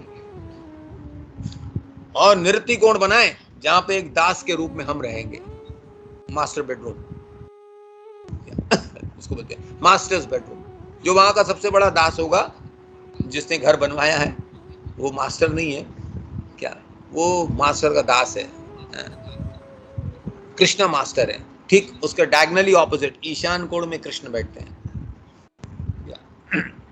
तो इस प्रकार से मकान बन गया, जो घर में अनाज है वो भी भक्तों को और भगवान को अर्पित हो गया, वस्त्र भी हो गया क्या। तो बाकी क्या, हमारे पास मोबाइल है, उसको भी हम वैसे इस प्रकार सत्संग सुनने में लगाएं। बुक्स नहीं रख सकते, लाइब्रेरी बना नहीं सकते घर में, तो अपने मोबाइल में हम लाइब्रेरी बना लेते हैं और पढ़ते रहते हैं, रास्ते में हो, कहीं भी हो, ऑफिस में हो। तो अपने जीवन की जितनी भी आवश्यकताएं हैं उन सबको हम कृष्ण की सेवा में लगा सकते हैं। यही कृष्ण भावनामृत जीवन है। क्या इसमें कोई माने कष्ट देने वाली बात हमको है ही नहीं। ये सुसुखम कर तुम अव्ययम, भगवान कहते हैं, ये सुख पूर्वक संपन्न किया जा सकता है। इसके लिए हमको हिमालय पर्वत में, जंगलों में जाने की आवश्यकता नहीं है, घर बार छोड़ करके। बड़ी बड़ी तपस्याएं करने की जरूरत नहीं है। कीर्तन करेंगे, क्या संगीत करेंगे, संकीर्तन करेंगे, नृत्य करेंगे, व्यंजन बनाएंगे, 56 भोग बनाएंगे, भगवान को खिलाएंगे, भक्तों को खिलाएंगे, और जो उच्छिष्ट बचेगा उसको हम ग्रहण करेंगे। ये तो दैवी जीवन है, इसी को हम दैवी जीवन बोलते हैं। वैकुंठ में हम यही करते थे, वापस जाके यही अगर करना है तो यहाँ अभ्यास करना होगा, नहीं तो वहां जाने को नहीं मिलेगा। हरे कृष्णा। मैं यहाँ रुक जाता हूँ प्रभु, आप लोगों का समय हो गया है। प्रश्नों के लिए अगर कुछ समय है तो मैं बैठा हूं, नो प्रॉब्लम।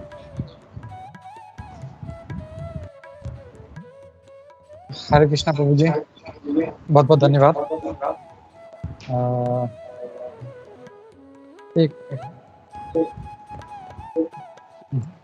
तो या प्रभु, अगर आपके पास टाइम है 5-10 मिनट तो हम लोग प्रश्न उत्तर लेते हैं भक्तों से। हाँ ठीक है। या क्विकली मैं रिक्वेस्ट करता हूँ, किसी भक्त का कोई अगर प्रश्न है तो हम लोग ले सकते हैं, कृपया अपना मतलब हैंड रेज करें।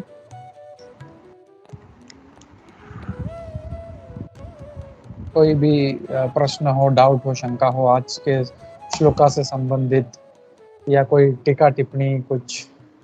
अंजू माता जी ने हाथ उठाया। या अंजू माता जी। हरे कृष्णा प्रभु जी, दंडवत प्रणाम। प्रभु जी, मुझे ये पूछना था, आपने जैसे अभी बताया तो हम लोग ये कृष्णा कॉन्शियस में रहकर हमको ये वास्तु को फॉलो करना चाहिए क्या? और ये है ना ब्रह्म स्थान का भी मैंने बहुत सुना है, तो ये एग्जैक्टली कौन सा स्थान होता है? ब्रह्म स्थान मतलब क्या है? अरे माता जी, मेरे को ये सब बोलना नहीं था पर मुंह से निकल गया क्योंकि मुझे मालूम है ये टॉपिक आते ही सबके पास ये प्रश्न आएंगे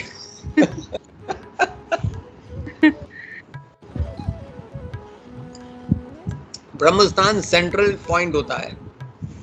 क्या आप किसी भी स्क्वायर को, रेक्टेंगल को आप 9 पार्ट्स में डिवाइड करें 3x3, तो जो सेंटर में जो स्क्वायर आता है ना, उसको ब्रह्म स्थान बोलते हैं।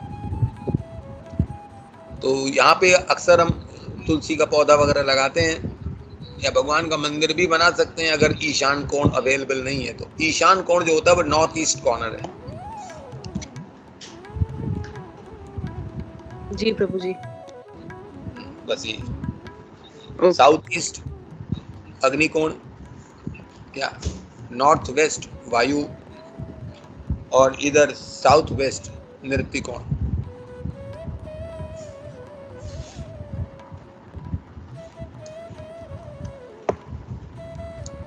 और कोई प्रश्न? हरे कृष्णा प्रभु जी, ये एक बार रिपीट करेंगे, नॉर्थ ईस्ट नॉर्थ वेस्ट वाला? अरे माता जी, ये बहुत बड़ा विज्ञान है, उसके बुक्स भी अवेलेबल है।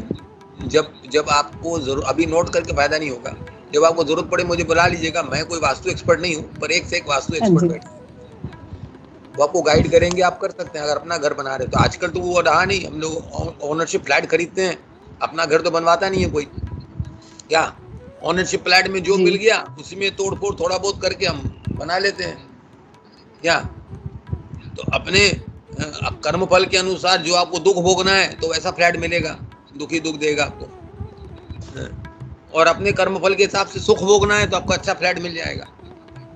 नहीं, बस मैं अपना देखना चाह रही थी कि ऑल्टर ठीक जगह पे रखा हुआ है, वो चेक करना चाह रही थी। वास्तु में बहुत ज्यादा ऑप्शंस भी होते हैं, best option, second best option, third best option, क्या हर चीज के लिए कोई एक पर्टिकुलर स्थान ऐसा नहीं है। अगर हम साउथ ईस्ट में किचन नहीं कर सके तो हम नॉर्थ वेस्ट में भी कर सकते हैं, लाइक दैट। जैसे मैंने भगवान का मंदिर नॉर्थ ईस्ट में नहीं बना तो ब्रह्म स्थान में बना सकते हैं। या वेस्ट साइड में भी बना सकते हैं, फर्स्ट सेकंड थर्ड पोजीशन। तो ये एक विज्ञान है, आप कभी भी जब जरूरत पड़ेगी तो आप एंगेज करना किसी वास्तु एक्सपर्ट को, या इसके बुक्स वगैरह अवेलेबल है, इंटरनेट में भी सब अवेलेबल है। जी प्रभु जी, ओके। हरे कृष्णा प्रभु जी, तो घर हरे में कृष्णा। ब्रह्म स्थान जरूरी है, बनाना कंपलसरी है? अगर आप बनवा रहे हैं तो जरूरी है, अगर आप रेडीमेड फ्लैट ले रहे हैं तो क्या कर पाएंगे आप? नहीं, जो घर है उसमें भी कुछ ना कुछ अपन वस्तु के हिसाब से कहीं ना कहीं ऐसे बना सकते हैं क्या? माता जी, बहुत ज्यादा हम लोगों को वास्तु कॉन्शियस नहीं होना है, कृष्ण कॉन्शियस होना है। जहां तक हो सके हम वास्तु को इग्नोर नहीं करें, वास्तु को फॉलो करें जहां तक हो सके। ठीक है, ये वास्तु विज्ञान का हम, लेकिन इसके पीछे पागल ना हो जाए बहुत ज्यादा। Don't become a fanatic, but don't become a disbeliever also. ये विज्ञान भगवान ने दिया है, वेदों में दिया हुआ है, तो हम इसकी महत्ता को हम इनकार नहीं कर सकते।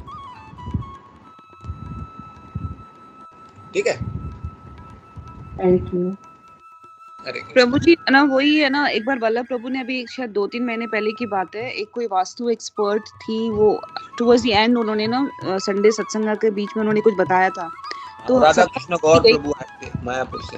नहीं, कोई एक लेडी थी, माता जी थी कोई, उन्होंने बताया था, तो सबने यही प्रश्न किया था कि कृष्णा कॉन्शियस में रहते हुए क्या हमको फॉलो करना चाहिए क्या वास्तु को इतना, या हमको एस्ट्रोलॉजी और वास्तु हमको फॉलो करना चाहिए क्या इतना? ये क्वेश्चंस काफी आए थे लोगों के। यस माता जी, अगर आपका उद्देश्य ये है कि मैं वास्तु फॉलो करके कृष्ण की और अच्छी तरह सेवा कर सकूं, भक्तों की और अच्छी तरह सेवा कर सकूं, तो ठीक है। तो आप वास्तु विज्ञान को भी भगवान की सेवा में लगाइए तो ठीक है। अगर वास्तु विज्ञान को इंद्र तृप्ति के लिए प्रयोग करेंगे तो वो ठीक नहीं है। ठीक है। And what would be the example for that? I mean, how do we put Krishna consciousness, मतलब भगवान की सेवा, मतलब किस तरह से, यानी वो देखें कि भगवान का जो स्थान होता है वो राइट जगह पे, ऑल्टर हमारा सही जगह पे रखा हुआ है, इस तरह से हम देखें इसको प्रभु जी? नहीं, कभी कभी सेकंड राइट, थर्ड राइट, जो भी है ना, थर्ड, उसमें भी रह करके आप भगवान की सेवा ज्यादा करते हैं तो चलेगा ना। उसमें कोई दिक्कत नहीं है, हो सके तो करें, नहीं है तो नहीं करें।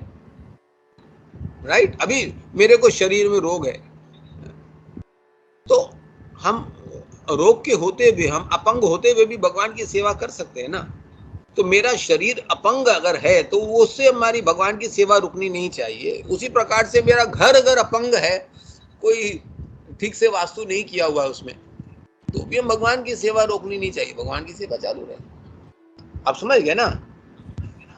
जी जी प्रभु जी। आत्मा के लिए शरीर घर है, तो ये शरीर के लिए हम मकान बनाते हैं जी। हाँ, तो शरीर कोई भी हो, आत्मा को परमात्मा से जुड़े रहना चाहिए, सेवा में लगे रहना चाहिए। उसी प्रकार से घर कोई भी हो, क्या इस शरीर को भगवान की सेवा में लगे रहना चाहिए। जी ठीक है जी प्रभु जी।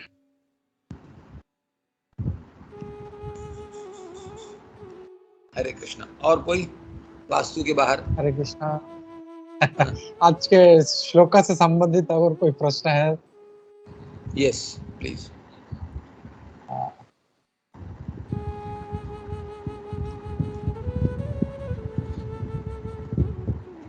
Anybody?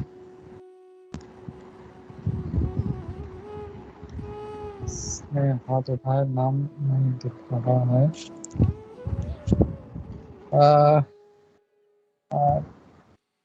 किसका नाम है मुझे दिख नहीं रहा है, किसी ने हाथ उठाया, बट अंजू माता जी का था। And one more hand has been raised. You can start speaking.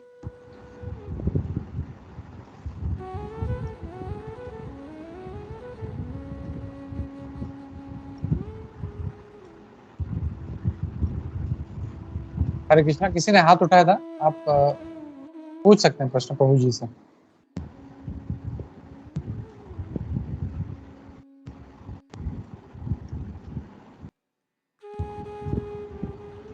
Hare Krishna Prabhu जी, धन्यवाद प्रणाम। हरे कृष्णा।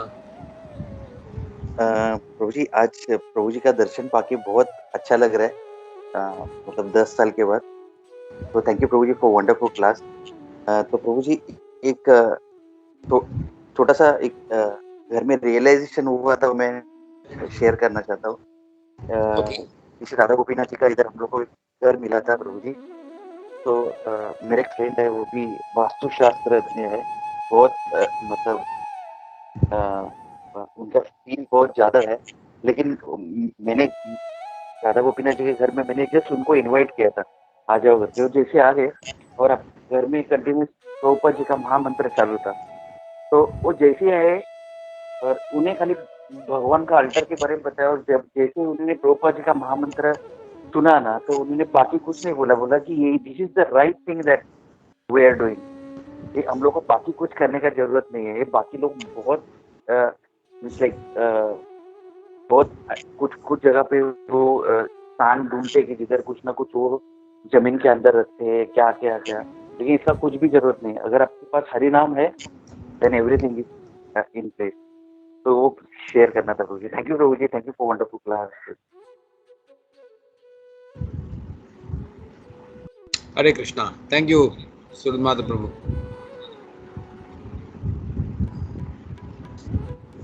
सर्वदेव गिरधारी प्रभु जी दंडवत प्रणाम। हरे कृष्णा प्रभु जी दंडवत प्रणाम। प्रभु या फर्स्ट ऑफ ऑल प्रभु जी बहुत बढ़िया आपका क्लास था प्रभु। मैं और मेरे मित्र दोनों सुन रहे थे आपका क्लास प्रभु। इट वाज वेरी नाइस प्रभु। बहुत सारे पॉइंट्स सीखने मिला प्रभु जी। एक तो सवाल मुझे ये था प्रभु कि हम जैसे कि भगवत गीता में बोलते हैं भगवान कृष्ण अर्जुन को कि जो मुझे मतलब मुझे ऑफर किए बिना जो भी अन्न ग्रहण करते उसे चोर बोल के बोलते हैं प्रभु। तो हम भक्ति करते हैं प्रभु, बट अगर हम ऑफरिंग नहीं करते तो how it will impact in our life प्रभु। एक सेकंड दीजिए मुझे।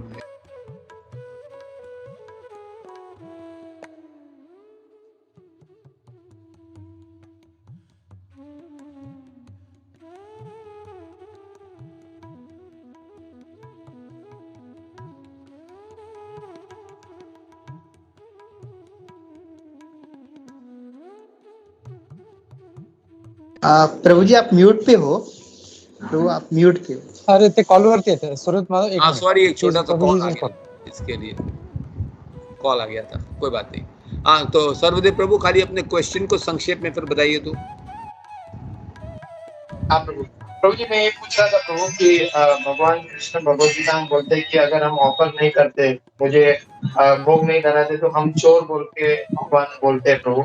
तो हम भक्ति कर रहे हैं जैसे कि नॉर्मली हम श्रवण करते हैं, सब करते हैं, बट अगर हम घर पे जो कुछ बनाते हैं, अगर हम भगवान को भोग नहीं कराते तो वो किस तरह हमारे लाइफ में इम्पैक्ट गिरता है प्रभु, even though we are doing the bhakti. बहुत खतरनाक है वो।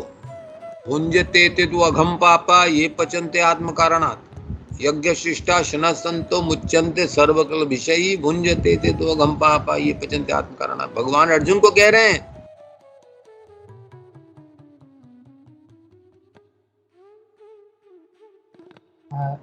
सॉरी प्रभु, आप म्यूट पे चले गए।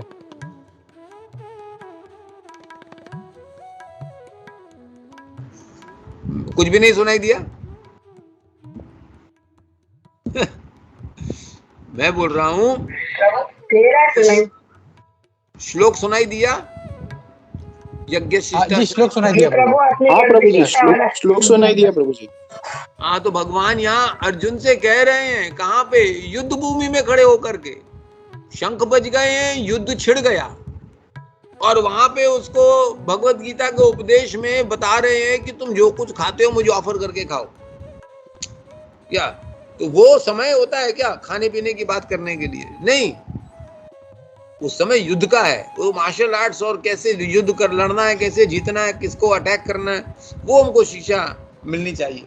लेकिन उससे भी ज्यादा महत्वपूर्ण शिक्षा है, तभी भगवान ने अर्जुन को ये शिक्षा दी और उसके माध्यम से हम सबको दी है कि हम भी अपने जीवन के इस युद्ध में खड़े हैं, संघर्ष में खड़े हैं। एवरी डे महाभारत का युद्ध हमारे जीवन में चल रहा है, और वो युद्ध इंटरनल है। उससे बचने का इलाज क्या एक्सटर्नल नहीं है, इंटरनल है। जब हम भगवान को भोग लगा के खाएंगे तो हम अपने असुरों को मार रहे हैं। अंदर हमारे हृदय के अंदर जो असुर वास करते हैं, जो रावण, हिरण्यकाशिपु, कंस वगैरह हमारे हृदय के अंदर वास करते हैं, उन सबको मारने के लिए, उन अनर्थों को दूर करने के लिए, इन पापों से मुक्त होने के लिए हमें जो कुछ भी खाना है भगवान को अर्पित करके खाना है। पत्रम पुष्पम फलम तोयम यो में भक्त्या प्रयच्छति। भगवान बोलते हैं ना कि मेरे को एक पत्ता फूल, साधारण सी चीजें जो उपलब्ध हैं मुफ्त में, वो मुझे भी कोई भक्ति पूर्वक अर्पित करता तो मैं उसको ग्रहण करता हूं, बदले में मैं कृपा देता हूं। भगवान की कृपा हमें अगर चाहिए अंदर के असुरों से युद्ध करने के लिए, हमारे हृदय के अंदर असुर वास कर रहे हैं। ये कलयुग है, ये त्रेता युग नहीं है, द्वापर युग नहीं है, सतयुग नहीं है। सतयुग में अलग अलग लोकों में असुर और देवता रहते थे।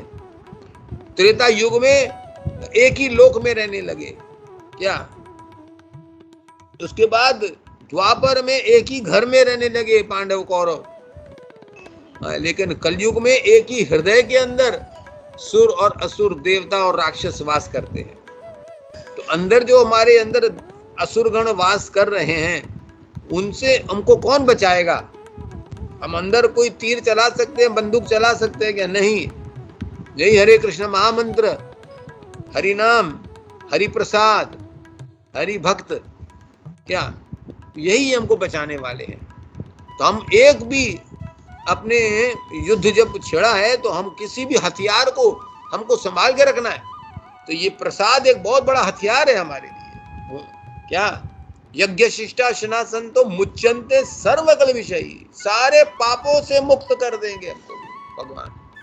हम जितनी श्रद्धा पूर्वक भगवान को अर्पित करके, प्रसाद करके भक्तों को खिलाने के बाद खाएंगे, उतनी जल्दी हम अपने आसुरिक प्रवृत्तियों से बाहर आएंगे, हम अपनी पाशविक प्रवृत्ति से बाहर आएंगे, बचेंगे। ठीक है? Yes, so thank you so much Prabhu ji, and thank you so much प्रभु, आपको वैसे बहुत सुंदर क्लास था, so many points सीखने मिला प्रभु। Hare Krishna. Thank you Sarvadev Prabhu. Hare Krishna. Hare Krishna. Thank you Sarvadev. Hare Krishna. बस लास्ट क्वेश्चन। स्टार्ट स्पीकिंग सम।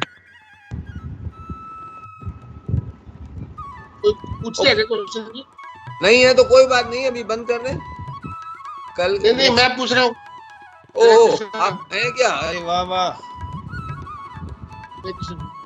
अभी इंस्टॉल करके तुरंत करके आपका क्लास सुना। प्रभु जी, जैसे पूरा महीना अगर हम कोई काम करते हैं और उसका फल भगवान को अर्पित कर देते हैं और बाकी एक्टिविटी नहीं हो पाती मान लो, तो उसके लिए क्या समझे हम? हमारी भक्ति मानी जाएगी कि नहीं मानी जाएगी? कैसे करें? पूरा महीना काम करके पूरी सैलरी भगवान को देते हैं। उसका फल जो है, सैलरी मतलब जो काम करते हैं उसका फल अगर भगवान को दे देते हैं, उसका मतलब तो वही हो गया ना। हाँ, मतलब प्रॉफिट हो या सैलरी हो या कुछ भी हो, जो भी है, हम अपना कर्म फल भगवान को अर्पित कर देते हैं और खुद की एक्टिविटी खुद अपनी शारीरिक रूप से वो नहीं कर पाते मान लो। हाँ, उसको क्या समझेंगे? नहीं, क्या नहीं कर पाते हैं? हरि नाम नहीं कर पाते हैं क्या?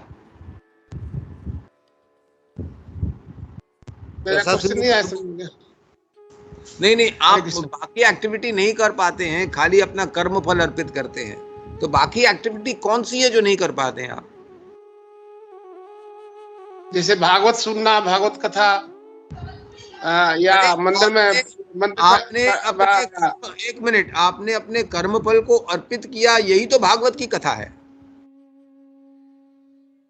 अच्छा, ठीक है। लेकिन साधु संग करना, भागवत श्रवण करना, क्या हरिनाम करना, ये अति आवश्यक है, डेली, नित्य। हम बोलेंगे भाई हमने हर महीने 1 लाख रुपए कमाया, 5,000 अपने लिए रखा, 95,000 दे दिया, सब कुछ हो गया। ये अच्छा है, बहुत अच्छा है, परंतु ये कंप्लीट नहीं है ना। हरिनाम करें तो सब कुछ सही है,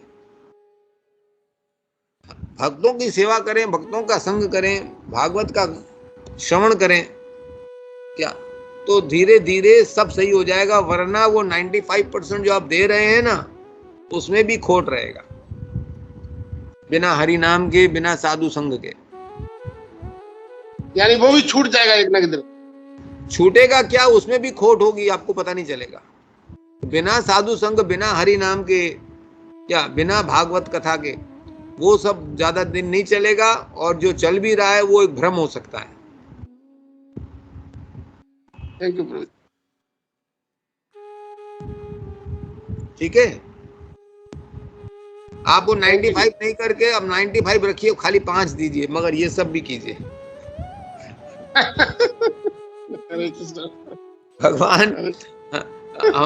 भगवान कोई गरीब नहीं है क्या, कोई दरिद्र नहीं है जो उनको हमारे पैसों की जरूरत है। ठीक है, अगर हम कर सके तो बहुत अच्छा है, करना चाहिए। लेकिन आप बोलेंगे हरि नाम की जगह वो कर लें, भागवत कथा की जगह वो कर लें, ऐसा नहीं होगा। ठीक है, हरे कृष्णा। ठीक है जी, ओके, हरे कृष्णा। हरे कृष्णा प्रभु। तो सबसे पहले तो आपका बहुत बहुत धन्यवाद प्रभु, आप अपना इतना कीमती समय आपने हमें दिया, और आज इतना अच्छा गीता का जो था रस हम लोगों को प्रदान किया, तो आपका बहुत बहुत धन्यवाद है प्रभु। ऐसे ही रिक्वेस्ट है हम लोगों का कि हम लोग काफ़ी, लगभग मेरा तो काफ़ी टाइम हो गया, 9-10 साल हो गए दुबई छूटे हुए, तो आज आपका दर्शन हो तो बहुत अच्छा लगा, इतना अच्छा कथा श्रवण हुआ। तो रिक्वेस्ट है आप प्रभु जी ऐसे ही आते रहिए प्लीज प्रभु जी। जरूर जरूर जरूर, हमको भी बहुत अच्छा लगा आप लोगों का संग इतने सालों के बाद मिला मुझे, तो मैं कैसे नहीं, मैं भी लालायित रहूंगा हमेशा। हरे कृष्ण। हरे कृष्णा, हरे कृष्णा। सूरत माधव प्रभु जी कुछ बोलना चाहते हैं। सूरत माधव प्रभु। प्रभु जी, हाँ, thank you Gopinath Prabhu. Tulsiganj Prabhu ji, just पूछना था, अभी जो प्रभु का प्रश्न था, तो ये एक तरह का भगवान को हम लोग मतलब ब्राइब देने का जैसा हो गया ना प्रभु। मतलब हम आपको जो लक्ष्मी दे देंगे, लेकिन भक्ति में हम लोग कोई सेवा नहीं करेंगे। तो एक तरह से भगवान को ब्राइब दे रहे कि आप हमको कोई कष्ट मत दीजिए, क्योंकि मैं पूरा आपको मेरा जो फल है, जो भी तनख्वाह है, वो आपको अर्पण कर रहा हूँ। इस तरह से हम लोग देख सकते हैं प्रभु इसको। ब्राइब वो आप डिपेंड करता है, आप मेंटालिटी क्या है जो अर्पित कर रहा है, वो कौन सा, उसकी मंशा क्या है, उसकी एटीट्यूड क्या है, क्या वो दिखावे के लिए कर रहा है, या एहसान समझ के कर रहा है, या मेरा है, भगवान से चुरा के भगवान को ही देना, क्या ये ब्राइबिंग नहीं है, मतलब ये इग्नोरेंस है। एटीट्यूड रॉन्ग है तो सब रॉन्ग है, मैंने कहा ना। तो एटीट्यूड ठीक करने के लिए हमें कृष्णा कॉन्शियस एक्टिविटी करनी चाहिए। क्यों नहीं कर पाएंगे हम? 24 घंटा समय सबको मिला है, सब लोग 8 घंटा ड्यूटी करते हैं, 10 घंटा ड्यूटी करते हैं, सब लोग 6 घंटा 7 घंटा सोते हैं।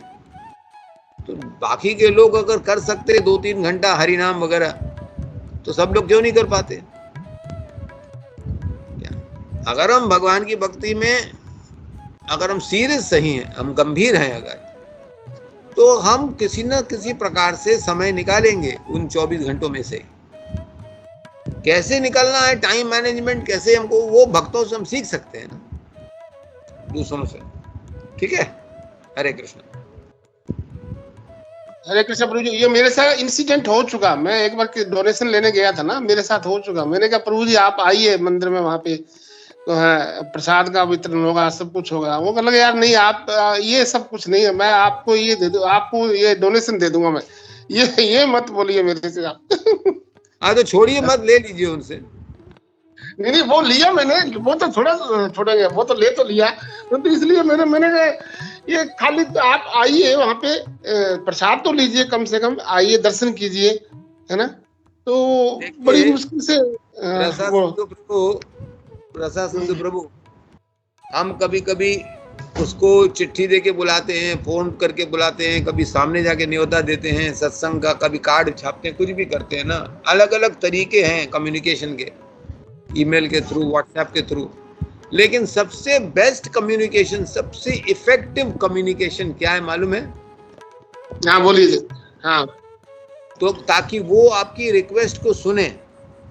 वो प्रसाद नहीं, प्रसाद तो ठीक है, आप सेवा कर रहे हैं, पर कम्युनिकेशन का मेथड है, उसके हृदय में परमात्मा बैठे हैं, आपके हृदय में परमात्मा बैठे हैं। तो आप परमात्मा से प्रार्थना कीजिए। आवाज नहीं आ रही। क्यों, क्या हुआ? अच्छा, आप परमात्मा उनके लिए प्रार्थना करें। हाँ, जब आप माला जप कर रहे हैं, या आप प्रणाम कर रहे हैं, तुलसी की प्रदक्षिणा कर रहे हैं, कुछ भी कर रहे हैं, तो आप प्रार्थना कीजिए उस व्यक्ति के लिए भी, मेरा भाई है, ये मेरा मित्र है, या ये बहुत अच्छा व्यक्ति है, इसने ये डोनेशन दिया है या कुछ भी दिया है, आप क्यों नहीं इसकी डोनेशन को स्वीकार करते हैं? आप स्वीकार करेंगे तो आपकी भक्ति उसको मिलेगी। आप कृपा करके उसको सत्संग में प्रवेश दें, कोई भी इसका अपराध हुआ उसको माफ़ करें, कोई भी पाप हुआ उसको माफ़ करें। इस प्रकार आप उसके लिए प्रार्थना करें, तो वो जो परमात्मा आपकी प्रार्थना को सुन करके फिर उनके हृदय में बैठे बैठे उसको आवाज देंगे, बेटा जाओ सत्संग में, वो आ जाएगा। ठीक है? यस, ये सबसे बेस्ट कम्युनिकेशन है। Okay, thank you. उसको पता भी नहीं चलेगा, थैंक को पता भी नहीं चलेगा कि आपने ये काम किया है, और आपको बताने की भी जरूरत नहीं है।